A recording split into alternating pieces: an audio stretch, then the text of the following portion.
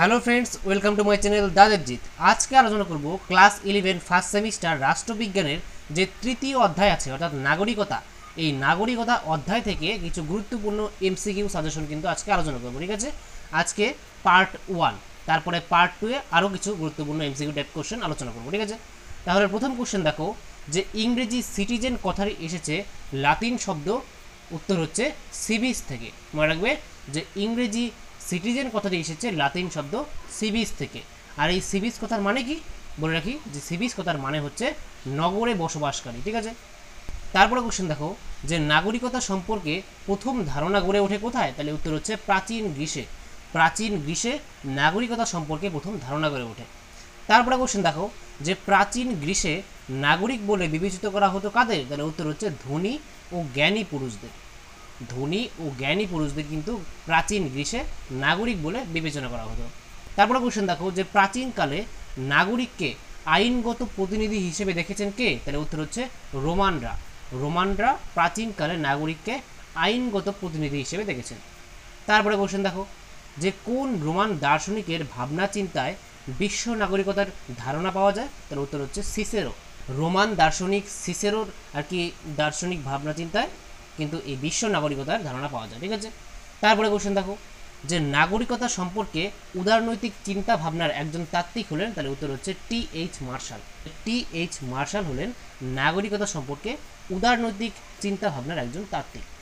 তারপরে কোশ্চেন দেখো নাগরিক হলেন সেই ব্যক্তি যিনি ন্যায় প্রশাসনে অংশগ্রহণ করেন এবং কোনো প্রশাসনিক পদের অধিকারী। উক্তিটি করেছেন কে, তাহলে উত্তর হচ্ছে অ্যারিস্টটল। অ্যারিস্টটলের মতে নাগরিক হলেন সেই ব্যক্তি যিনি ন্যায় প্রশাসনে অংশগ্রহণ করেন এবং কোনো প্রশাসনিক পদের অধিকারী। তারপরে কোশ্চেন দেখো যে নাগরিক হলেন এমন একজন যিনি সমান স্বাধীনতা ভোগ করেন এবং কর্তৃপক্ষ দ্বারা নিরাপত্তা পান। উক্তিটি করেছেন কে, তাহলে উত্তর হচ্ছে বোদা। বোদার মতে নাগরিক হলেন এমন একজন ব্যক্তি যিনি আর কি সমান স্বাধীনতা ভোগ করেন এবং কর্তৃপক্ষ দ্বারা নিরাপত্তা পান। তারপরে কোশ্চেন দেখো যে নাগরিকতার মূল লক্ষণ হলো ব্যক্তির রাজনৈতিক কাজকর্মে অংশগ্রহণ। উক্তিটি করেছেন কে, তাহলে উত্তর হচ্ছে রুশো। তারপরে কোশ্চেন দেখো যে জনকল্যাণের উদ্দেশ্যে ব্যক্তির সুচিন্তিত বিচার বুদ্ধির প্রয়োগ হলো নাগরিকতা। উক্তিটি করেছেন কে, তাহলে উত্তর হচ্ছে ল্যাস্কি। তারপরে কোশ্চেন দেখো যে ব্যক্তি রাষ্ট্রের সভ্য হয়ে এবং রাষ্ট্রের মধ্যে থেকে পরিপূর্ণ আত্মবিকাশের জন্য সচেষ্ট এবং সমাজের সার্বিক মঙ্গল সম্পর্কে সচেতন তাকে প্রকৃত অর্থে নাগরিক হিসেবে চিহ্নিত করা যায়। উক্তিটি করেছেন কে, তাহলে উত্তর হচ্ছে শ্রীনিবাস শাস্ত্রী।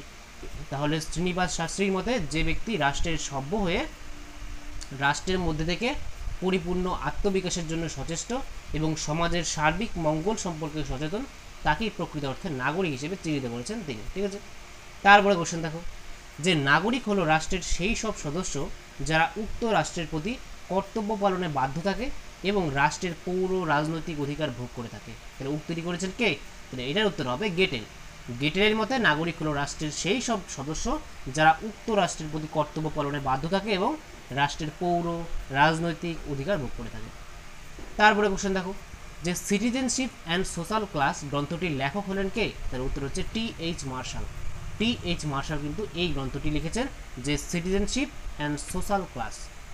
তারপরে কোশ্চেন দেখো যে ব্যক্তি কোনো একটি রাষ্ট্রে স্থায়ীভাবে বসবাস করেন এবং সংশ্লিষ্ট রাষ্ট্রের প্রতি আনুগত্য প্রদর্শন করেন সেই ব্যক্তি হলেন কে, তার উত্তর হচ্ছে নাগরিক। তাহলে এখানের মধ্যে যে ব্যক্তি কোনো একটি রাষ্ট্রের মধ্যে স্থায়ীভাবে বসবাস করে, যেমন আমরা ভারতীয় নাগরিক, ভারতে আমরা স্থায়ীভাবে বসবাস করি এবং সেই রাষ্ট্রের প্রতি আমরা আনুগত্য প্রদর্শন করি অর্থাৎ রাষ্ট্রকে আমরা মেনে চলি, তাহলে তারা হচ্ছে নাগরিক। ঠিক আছে, তারপরে কোশ্চেন দেখো যে কোনো একটি রাষ্ট্রের প্রতি অনুগত ব্যক্তিদের বলা হয় সেই রাষ্ট্রের, উত্তর হচ্ছে দেশবাসী। তাহলে কোনো একটি রাষ্ট্রের প্রতি অনুগত ব্যক্তিদের বলা হয় সেই রাষ্ট্রের দেশবাসী। তারপরে কোশ্চেন দেখো যে একটি রাষ্ট্রে যখন অন্য কোনো রাষ্ট্রের কোনো ব্যক্তি কোনো কাজের উদ্দেশ্যে অস্থায়ীভাবে বাস করে এবং কিছু পৌর ও সামাজিক অধিকার ভোগ করে তখন তাদের বলা হয় কি, তার উত্তর হচ্ছে বিদেশি।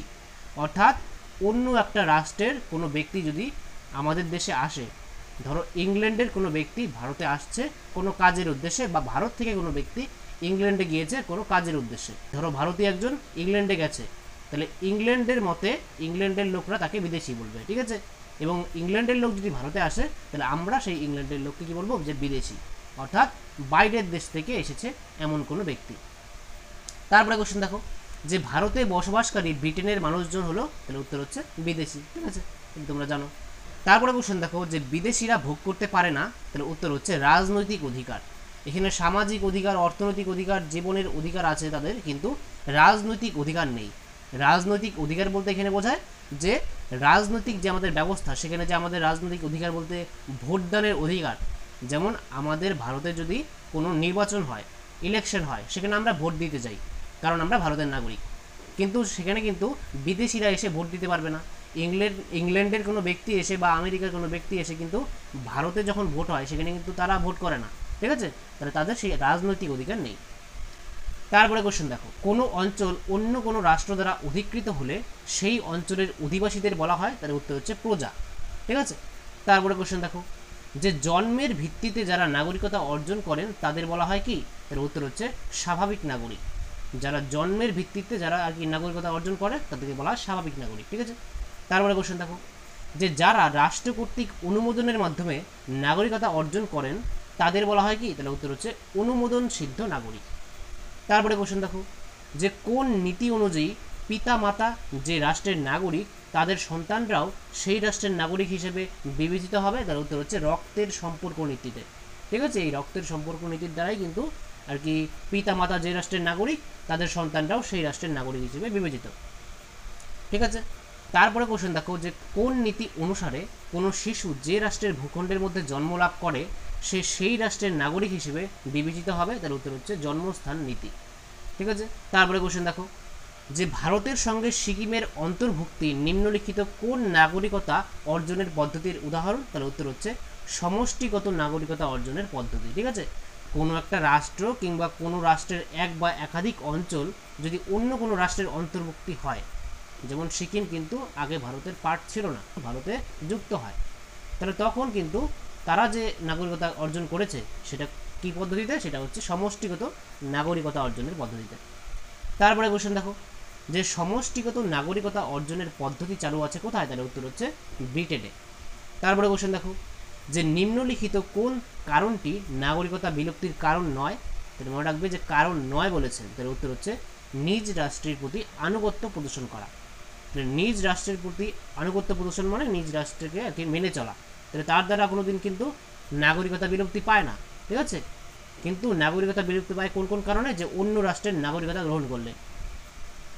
ভারতে কিন্তু একক নাগরিকত্ব অর্থাৎ সিঙ্গেল সিটিজেনশিপ চলে, তাহলে তুমি যদি অন্য কোনো দেশে গিয়ে নাগরিকত্ব অর্জন করো অন্য কোনো দেশে, তাহলে ভারতীয় নাগরিকত্ব সঙ্গে সঙ্গে চলে যাবে, ঠিক আছে?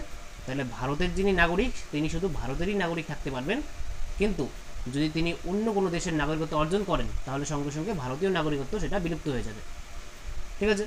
তারপরে দেশদ্রোহিতা, দেশের বিরুদ্ধে কোনো ষড়যন্ত্র করলে, ঠিক আছে, দেশের বিরুদ্ধে কোনো কাজ করলে তার দ্বারাও কিন্তু নাগরিকতা বিলুপ্তি হতে পারে। তারপরে কোশ্চেন দেখো, যে একটি রাষ্ট্রের নাগরিকতার নিয়ম অনুযায়ী সেই দেশের কোনো মহিলা যদি কোনো বিদেশি পুরুষকে বিবাহ করে তাহলে সেই পুরুষ তার স্ত্রীর রাষ্ট্রের নাগরিকতা লাভ করবে। রাষ্ট্রটি হচ্ছে জাপান। জাপান যে দেশটি, সেই দেশের নাগরিকতার নিয়ম অনুযায়ী সেই দেশের কোনো মহিলা যদি অন্য কোনো বিদেশি পুরুষকে বিবাহ করে তাহলে সেই পুরুষ তার স্ত্রীর রাষ্ট্রের একটি নাগরিকতা লাভ করবে। কোনো ভারতীয় একজন পুরুষ যদি জাপানের কোনো মহিলাকে বিবাহ করে তাহলে কিন্তু সেই পুরুষ আর কি জাপানের নাগরিক হয়ে যাবে, ঠিক আছে?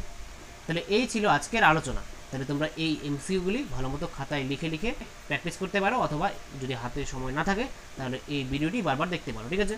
তাহলে ভিডিওটি শেষ পর্যন্ত দেখার জন্য তোমাদেরকে অসংখ্য ধন্যবাদ। দেখা হচ্ছে পরে একটি নেক্সট ভিডিওতে, ততক্ষণের জন্য বাই।